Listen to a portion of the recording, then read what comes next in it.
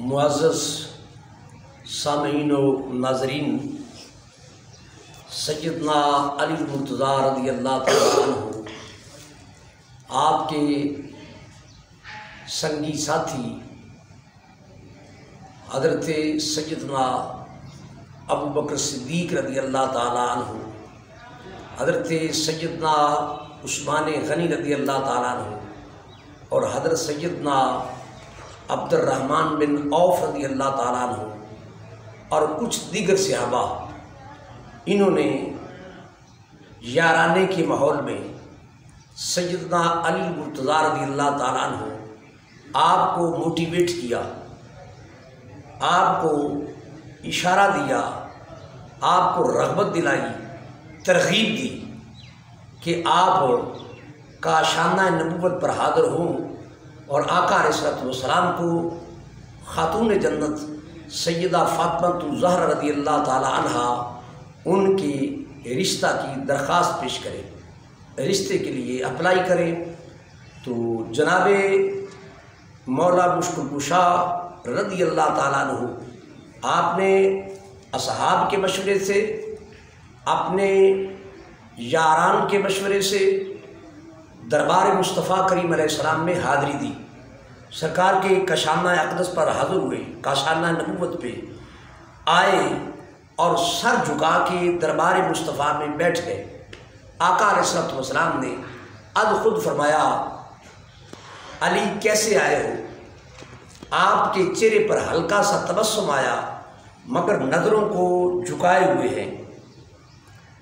شاید کیفیت یہی تھی، ضروری تو نہیں لبوں سے کہہ دوں داستاں اپنی، زبان ایک اور بھی ہوتی ہے اظہار تمنا کے لیے۔ حضرت سیدنا علی المرتضیٰ رضی اللہ تعالیٰ عنہ حیا کی وجہ سے خاموش رہے۔ تو دوسری بار آقا علیہ الصلوۃ والسلام نے خود ارشاد فرمایا، علی کیا تم فاطمہ کے رشتے کے لیے آئے ہو؟ تو آقا علیہ الصلوۃ والسلام کے اس استفسار پر، اس سوال پر جناب سیدنا علی المرتضیٰ رضی اللہ عنہ نے انتہائی ادب کے ساتھ نظریں جھکائے ہوئے عرض کیا، ہاں یا رسول اللہ۔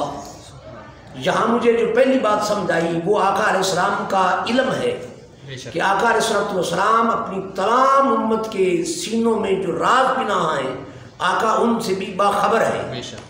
اللہ رب العزت نے اپنی صفت علیم بذات الصدور والی کا فیض بھی آقا علیہ السلام کو عنایت فرمایا ہے۔ تو سرکار دلوں کی اور خیالوں کی اور ذہنوں کی باتیں بھی جانتے ہیں۔ تو آقا علیہ السلام نے جب خود فرمایا تو حضرت علی رضی اللہ تعالیٰ عنہ نے مثبت اشارہ کرتے ہوئے عرض کیا کہ ہاں یا رسول اللہ، میں اسی خیال اور ارادے سے حاضر ہوا ہوں۔ تو آقا علیہ الصلوۃ والسلام نے فرمایا انشاءاللہ۔ یہ فرمانے کے بعد حضور علیہ الصلوۃ والسلام وہاں سے اٹھے، آپ گھر تشریف لے گئے اور حضرت علی المرتضیٰ رضی اللہ تعالیٰ عنہ آپ بھی اٹھے اور باہر وہ یاران مصطفیٰ حضرات صحابہ اکرام جنہوں نے آپ کو موٹیویٹ کیا تھا وہ انتظار میں تھے۔ انہوں نے جاتے ہی خوشی کے عالم میں سوال کیا، علی کیا بنا؟ تو جناب علی المرتضیٰ رضی اللہ تعالیٰ عنہ نے فرمایا، کچھ بھی نہیں۔ ایک صحابی نے عرض کیا، اب یہ کیسے ہو سکتا ہے کہ کچھ بھی نہیں؟ انہوں نے کہا کچھ بھی نہیں۔ کسی نے پوچھا، ابھی آپ نے سوال کیا، حضور علیہ السلام نے کچھ جواب میں ارشاد نہیں فرمایا؟ آپ کہنے لگے کہ انہوں نے کچھ ارشاد نہیں فرمایا۔ حضرت عبد الرحمن بن عوف رضی اللہ تعالیٰ عنہ آپ نے کہا، اے علی یہ ہو نہیں سکتا کہ آقا علیہ السلام نے تمہارے سوال کے جواب میں کچھ بھی نہ ارشاد فرمایا ہو۔ تب حضرت علی المرتضیٰ رضی اللہ تعالیٰ عنہ آپ نے فرمایا، کہا کہ حضور علیہ السلام نے ارشاد فرمایا ہے انشاءاللہ۔ تو حضرت عبد الرحمن بن عوف رضی اللہ عنہ فرمانے لگے کہ جناب علی پاک، نبی کا انشاءاللہ فرمانا یہ ڈن ہوتا ہے، نبی کا انشاءاللہ فرمانا یہ ہاں ہی ہے۔ اس کے بعد رسول اکرم صلی اللہ علیہ وسلم جب گھر تشریف لائے، میں آج اپنے سامعین کو جو اصل بات پوائنٹ آؤٹ کروانا چاہتا ہوں وہ یہ ہے کہ آقا علیہ السلام حضرت علی پاک کو انشاءاللہ کہنے کے بعد گھر تشریف لائے اور گھر آ کر آپ نے خاتون جنت سیدہ فاطمہ الزہرا رضی اللہ تعالیٰ عنہا ان سے آ کر فرمایا کہ اے فاطمہ بتاؤ علی کا تمہارے لیے رشتہ آیا ہے، میں ہاں کر دوں؟ یہ میں حضور علیہ السلام کی امت کی نظر یہ بات کرنا چاہتا ہوں اور اسی کو میں تازہ کرنا چاہتا ہوں اور یہ پیغام دینا چاہتا ہوں. آج ہم بیٹیوں کے لاکھوں روپے کے جہیز کا ارینج تو کرتے ہیں، مگر ہم اپنی بیٹی سے رائے لینا شاید خلاف حیا سمجھتے ہیں، خلاف مروت سمجھتے ہیں، اور ہو سکتا ہے کچھ لوگ اسے خلاف دین بھی سمجھتے ہوں. بیٹوں نے تو زور بازو سے یہ حق والدین سے چھین لیا ہے. کسی کو یہ میری بات تلخ نہ لگے، بیٹوں نے یہ حق چھین لیا ہے کہ وہ اپنی رائے کا اظہار کر سکتے ہیں، والدین کو فورس بھی کر سکتے ہیں، اور بلکہ وہ اد خود سوموٹو ایکشن بھی لے سکتے ہیں، اد خود کورٹ میٹر کے ذریعے بھی اپنی شادی کا وہ حق رکھتے ہیں. مگر بیٹیوں سے رائے لینا ہم اب تک خلاف دین سمجھتے ہیں.